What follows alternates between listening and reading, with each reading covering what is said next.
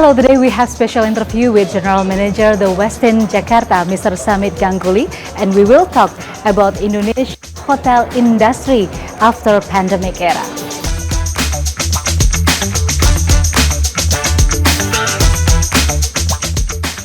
Maria, welcome to the presidential suite of Westin Jakarta. The presidential suite, we call this. This is on the 66th floor, and 2,900 square feet. If I give you a technical answer to that, yes, it's big, but it's not just about the size. It's about some of the intrinsic property the beautiful room has. You will possibly get the best view from the of all the panoramic view of the city. So, as I was explaining to you, the second room here in the suite is the office room. Now, when we discuss about the celebrities, when we discuss about the state guests, the presidents, the vice presidents, and then you have one-on-one meetings, which is very important, but you would not like to disclose your privacy, which is in the other room. So, this office room is located right next to your sitting area, your drawing rooms, drawing space, dining space, and this could help you to get your day going so that you are not disconnected from your work. So Maria, this is a very important room for the ladies when they travel. It's a powder room, it's a wardrobe room, whatever you can call. Special attention has been given of the space, so ladies need a little time to get ready. Why should we just blame the ladies? I mean, the gentlemen would like to get themselves ready. So there are mirrors everywhere, there are enough space to make sure that your belongings are kept very well, and you can get ready and you are yet not being disturbed into your bedroom or the other sides. The powder room leads you to the bathroom. As you can see, it's very luxurious. Yes, it's a jacuzzi, whirlpool to be precise, and it's been designed again to make sure the ultimate comfort of the guest is taken care of. We provide all kind of services, whatever is required. If you want us to make the pool ready for you, make the candle lights and everything, whatever is required for different purposes can be done. Wow. And then we move from here. You have got your separate private areas in the bathroom, and then we move towards the bedroom from here. So now we're moving towards the bedroom, which is the highlight of the whole suite. Bed is the place where you take your rest, right? And the most important time of the day is your sleep, because it all depends how you had a sleep and how your day is going to go up. So you see, the view is just majestic. You've got both sides of the windows, which gives you the panoramic view of Jakarta. It looks majestic in the evening when the city lights up.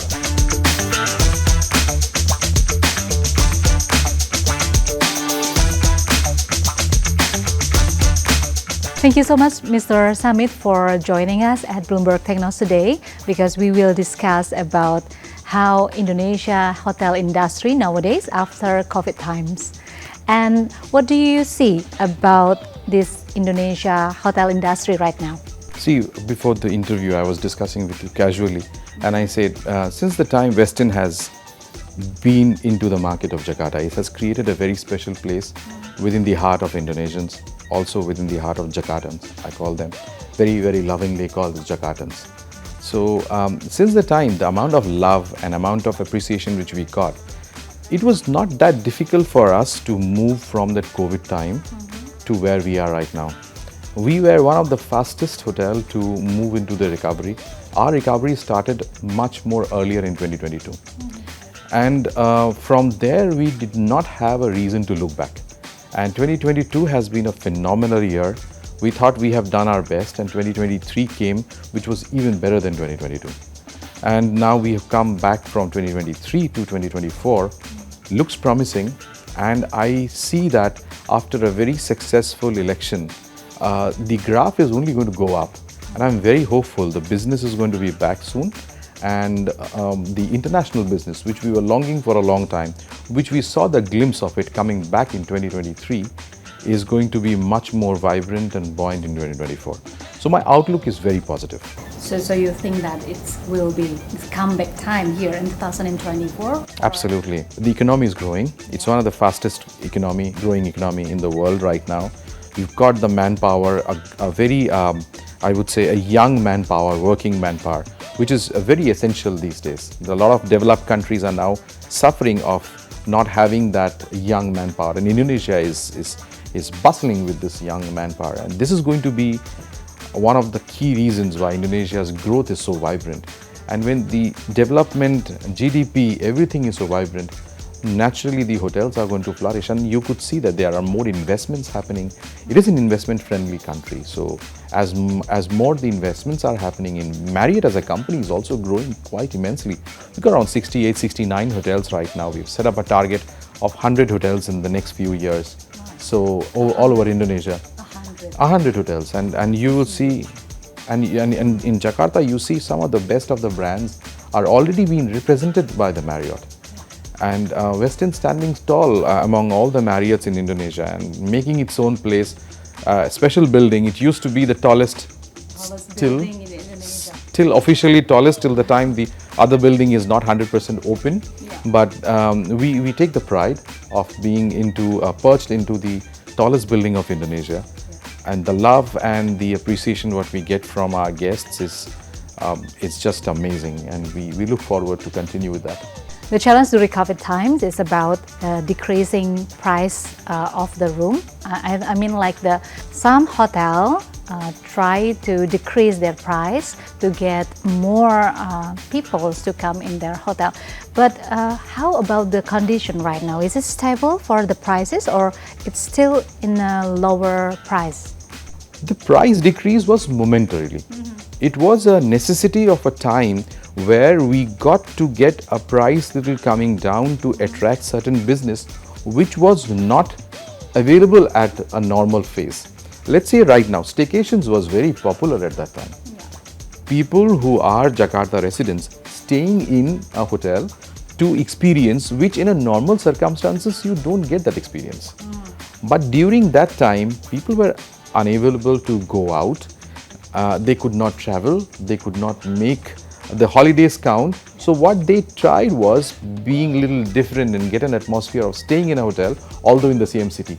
This business has not been there anymore since the COVID times. So the rate, what you saw the drop was basically to cater to that particular need.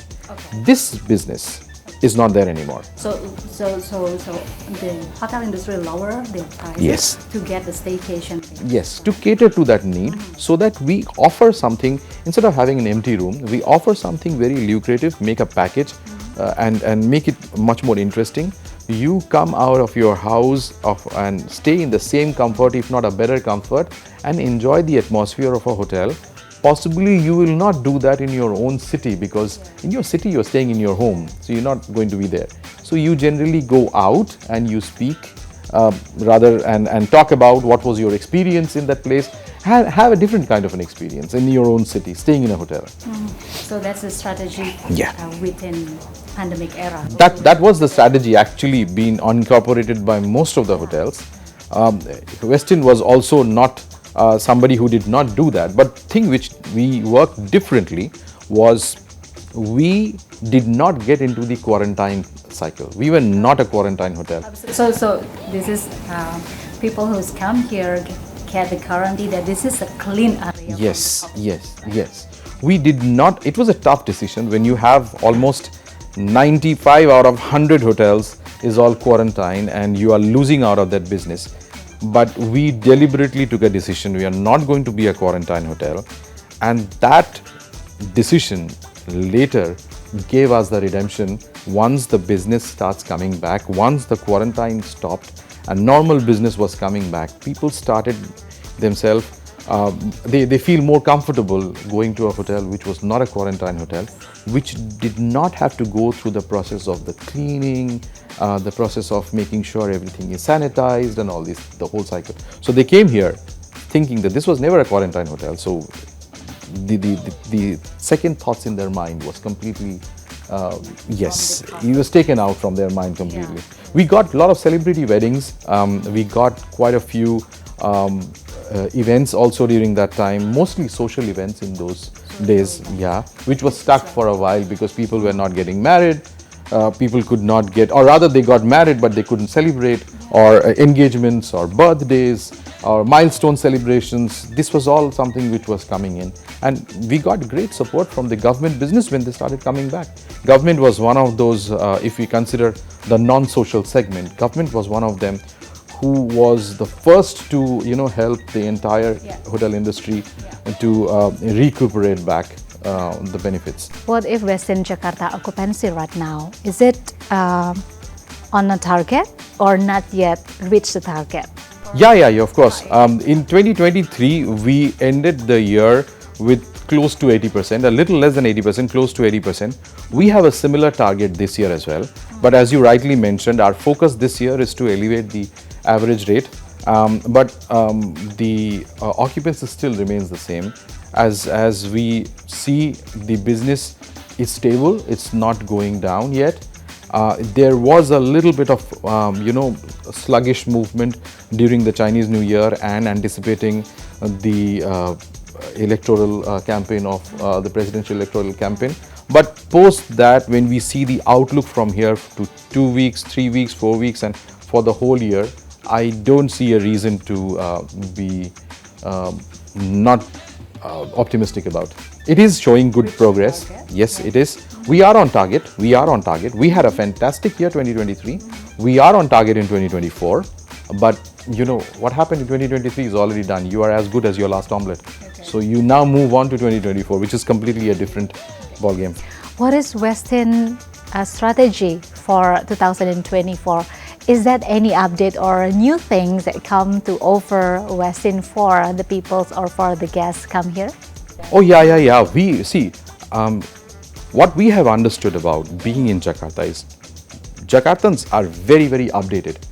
They, it's very difficult to sustain in Jakarta and not do something new, because the consumers, the guests, what we call lovingly, the guests are always going to look for an alternative if they are not happy with you. And I have seen restaurants, the eateries, places have just closed down if they have not catered to the need. So our focus for 2024, rather 2023 has been a culminating effect of 2024. We have been emphasizing on getting something new activations. So a different kind of activations has happened. Very recently, now what we are doing, we are, as I talk to you, as I speak to you, we are celebrating Zaika Zephyr. Zaika Zephyr is Indian cuisine promotions which is happening in the seasonal taste. We got a celebrity chef. He's a master chef who comes, yes, he comes from the lineage of the Qureshi family, and he's a master in cooking the Awadhi cuisine, the Kashmiri cuisine, which is one of the rarest what you would find out in India, which is especially the Kashmiri cuisine has not been very popular in this part of the world. So we are exposing the Kashmiri cuisine. Of course, Awadhi is brilliant. It's very rich though. One of the most aromatic flavored cuisine of India. And the chef is cooking. You should try with the whole crew together. You should try the food out there, and he's cooking brilliantly. We're getting great feedback. So this is something which we are doing right now. We just recently we had a Japanese bartender, Wakabayashi, who was here. He's also pretty well known, and the bar is doing very well there. The bartender was here for 10 days and we celebrated a bar takeover at Henshin there. And then Ramadan is coming, and this is, I'm giving you the first privilege. I have not spoken to anybody yet, but we are going to invite another cuisine expert from Sheraton, Oman. The chef is coming, yes, the chef is coming from Oman, Sheraton, but he is specialized, he's a Syrian gentleman. He specialized into Syrian cuisine. So Ramadan, yes. So Ramadan this year, Westin Jakarta will present the exquisite Syrian cuisine to the city, which has not been exposed before. And if you ask me, among the entire Middle Eastern cuisine, Syrian cuisine is one of the most underrated, but one of the most beautiful cuisine you can try. They have got a huge variety, and I'm not going to tell you the names of the dishes and everything right now. I keep it something for my next, for the next one. So your strategy is also made people who came here or stay here, it's also experience. See, the thing, hotels change. It's just not staying or having my breakfast or have a meal or go for the meeting and go back. You need, every hotel is doing that. Every new hotel which is opening up again, A hotel, B hotel, L hotel, all hotels which is opening up, will have a little better product coming in. What makes the difference is how relevant you are into the market. How relevant are you with the travelers, with your guests? Is it just another hotel which you are building and then you're just giving your services? That's it. But going little beyond, start thinking when the others stop thinking. That is what I always like to do throughout my life, and I want to continue with the same thing. And I'm very glad that I've been able to ingrain that into my team, that start thinking when the others stop thinking. Is we going to have something in April, we are going to plan something in May, and as we speak, we are also going to have something in June. My marketing team is working hard to do some nice collaborations with some high-end brands. We are going to also start our afternoon tea. That is something which is going to be very unique and very different. We are, again, I'm not sure whether I'm going to reveal all these before the press release, but we have been working with the designer to get beautiful array of the afternoon tea. And we're going to start this as soon as we have got few things more coming in. Maybe by beginning of March or mid of March, we're going to start this afternoon tea, which is very sophisticated, and we're going to not only sell the afternoon tea, but we are going to promote the beautiful view you have from the daily treats. So it's going to be served there, and you'll see something very new, a very different kind of an afternoon tea, which is take its own course. Very unique in Jakarta. Jakarta has not seen that concept before. Wow. Yes. Yeah. We will waiting for that moment. Excellent. Like in iftar, Syrian Yes. cuisine. Oh Yes. my God. It's going to be very interesting. I have done a research before calling him, and we found out that we've done Turkish. There are people. I mean, every hotel is calling up a Turkish chef. Turkish cuisine is also very popular here. Then you've got the Egyptian cuisine. Then you've got many Moroccan cuisine, Indian cuisine, but a place which was vacant and it has not been explored much was Syrian cuisine. I have my fair share of working in Middle East long back, and I still remember that experience I had. So I reached out to my friend, who is the general manager of the Sheraton Oman, and asked his opinion and his help. He's always the man who always helps me out. So he just gave me one of his best, and he says, this time let's introduce the Syrian cuisine to Jakarta and rock the market. That is our interesting conversation with General Manager of the Westin Jakarta, Mr. Samit Ganguly. And I'm Maria Sarjana. See you next time.